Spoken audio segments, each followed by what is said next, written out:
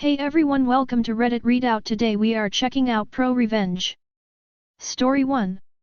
After a lifetime of abuse, I burned everything down and got what I wanted. I don't want to make this too disturbing, but read at your own risk. And it's really, really long. TLDR at the end. Throw away because people know my other account. Part 1, The Childhood. My parents have always had a toxic and mutually abusive relationship. Physical fighting, screaming matches, destruction of each other's property, and then a short honeymoon phase. I witnessed it all. It was a cycle. Not only did they abuse each other, but my mother would physically abuse us with regular beatings, and my father would neglect us, allowing her to hurt us. We, my siblings and I, would see the worst of it on weekends. They would have events that lasted days, and often argued well into the late hours. My mother would even take us from home out of spite for my father and have us stay with her abusive family members for days and sometimes weeks. This, of course, would interrupt school and put us behind other students.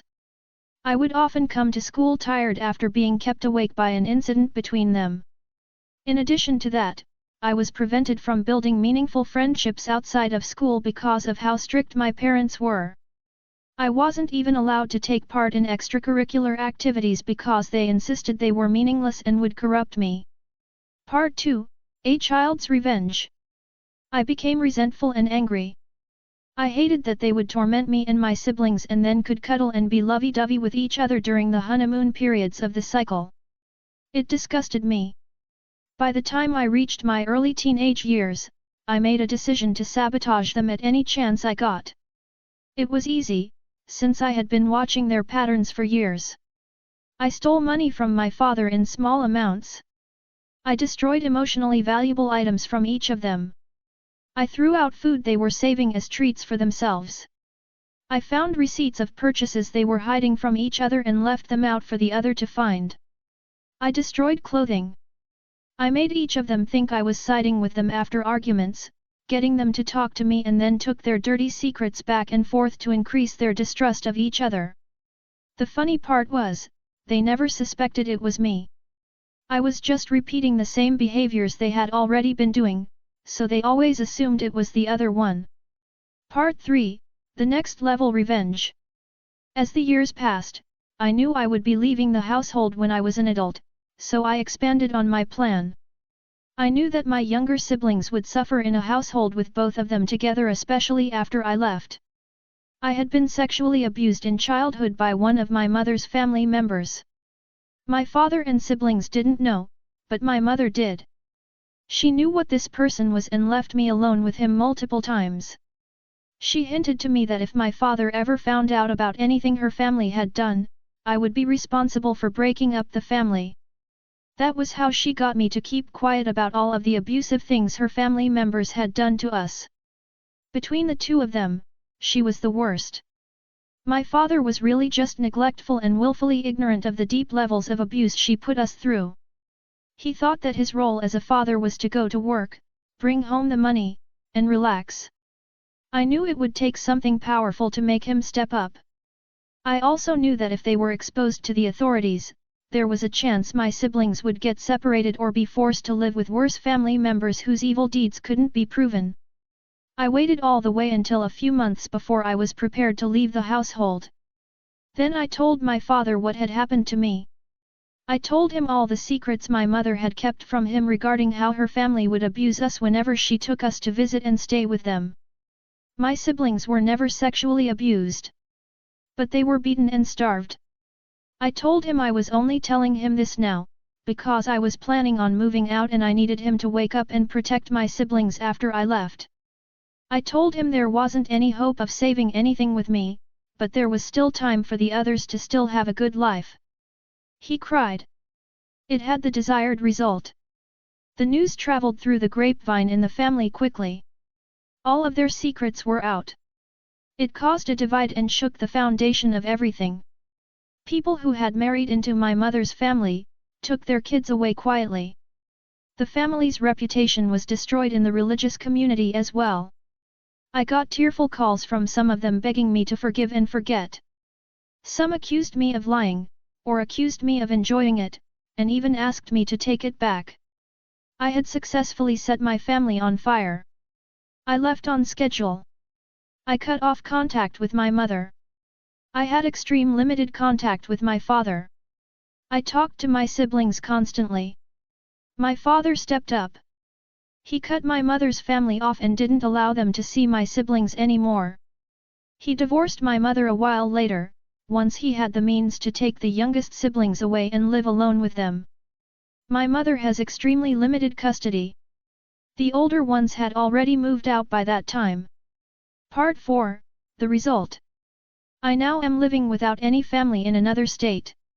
I'm getting mental health treatment and living my life the best way that I can. I still talk to my siblings. They kept me updated on what's going on. My father is really taking care of the youngest ones and he helps out the older ones when they need it. They have a far better life than I had, because he cares now. We don't talk that much about what happened and what I did for them. We still have a bond, and that's all I want. TL/DR.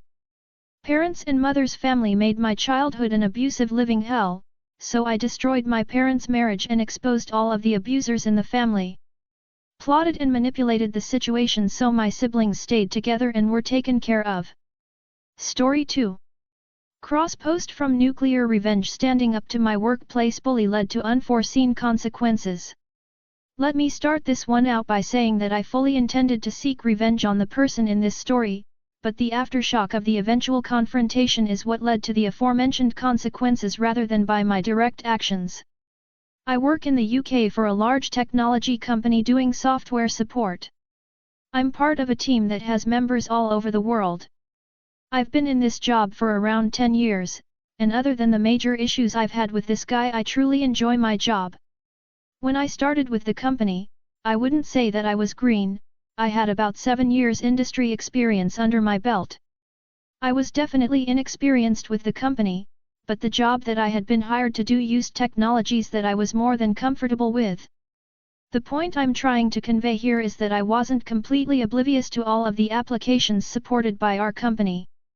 Everyone in my team, around 30 of us, was very nice, and was very keen to help, except for Shane.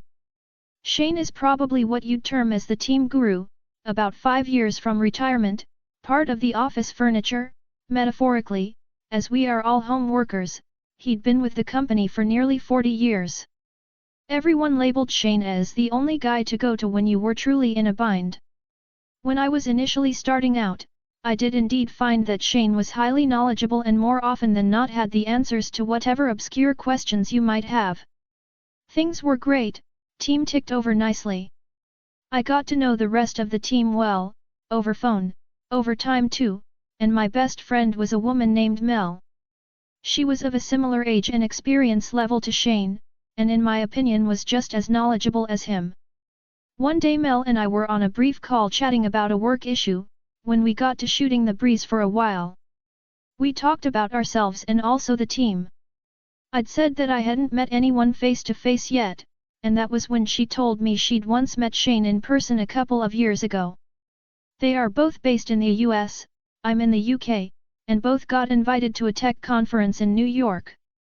She told me that he has serious health issues due to his weight, around 450 pounds, and when he was home was often on oxygen and medication. His plan was to ride things out until he was able to take early retirement so that he didn't need to worry about paying for his medical insurance anymore. That sounded like a reasonable enough plan to me, and we were soon talking about something else. The issues started about 2 years into my tenure with the company. We started moving in a new direction with what applications we were going to be offering to customers, and towards that end we were trained in a bunch of new stuff. I saw this as a great opportunity and equalizer. If no one on our team had any experience with this new software, then I would be on equal footing with everyone. This went really well for me, and I put a lot of time and effort into learning as much as possible. Shane didn't show much interest in the new stuff. He still continued to spend most of his time with the legacy tools. In team meetings you could clearly tell he was getting pissed off that his status as a guru was gradually becoming more and more meaningless. This wasn't anything personal, we work in software, you have to adapt in order to remain competitive. As time went on, it was becoming clear to the team how much work I was putting in, and I was well on the way to becoming the go-to guy for the new software. During this time, Shane would start sniping at me for anything he could plausibly manage. For example, if I was late to a team meeting because a customer call overran, he'd make sure to interrupt whatever was being said to comment something like, "Oh look, Ordos Deluxe has bothered to grace us with his presence," even though he'd been guilty of the same in the past. Things like email chains too, almost anything I sent out that included him, boss on an email, he would reply with some unrelated complaint or observation, complete irrelevant to what was actually being discussed. One day Mel called me, and asked me what my beef with Shane was. I, truthfully, told her that I had no beef at all with him, and he just seemed to have it in for me. She said that if she managed to find anything out she'd let me know. Things continued like this for a couple of years. I continued to be the go-to guy, and he continued to try and discredit me, and generally paint me in as bad a light as possible. One day we had a major incident, one that literally could have cost the company millions in slaw fines if it was not solved quickly. Our manager split us into teams to troubleshoot specific areas, and she paired me up with Shane. I wasn't happy about it, but whatever, I was a professional. We got on a call and started working through the issue. As our call progressed, it was becoming abundantly clear why he didn't like me. He knew nothing about the new application. He hadn't done any work on it at all. Everything I asked him to check, he needed hand-holding, even for the most basic of tasks. Eventually I just shared my screen and said for him to watch me. I went into the guts of the system, through so many logs, explaining to him what I was doing the whole time, and eventually found the problem was with a recent patch we had installed. At this point he dropped from the call. I didn't think anything of this at the time. We use Skype for business, and it can be flaky, so I just continued what I was doing. Our process was not to roll back any changes until it had been approved by the senior manager. As I was the one responsible for deploying/rolling back patches, made some notes about what we needed to do, and then rejoined the main call. I wasn't worried at all, because bad patches happened every so often, they just didn't usually have this level of impact. As soon as I did, I got absolutely destroyed by the incident manager. Apparently Shane had returned to the group call, and informed everyone present that the outage was caused by an error that I had made in the deployment process, and that Shane had told me what the correct fix was, and I had refused to implement it then and there. I was furious. He had accurately told them the cause of the problem because it was me who literally demonstrated to him how to find it. I had even foolishly mentioned to him what I thought would fix the problem. Because of how long he'd been with the company compared to me, only our immediate team knew the truth about who was really the better skilled person in this situation.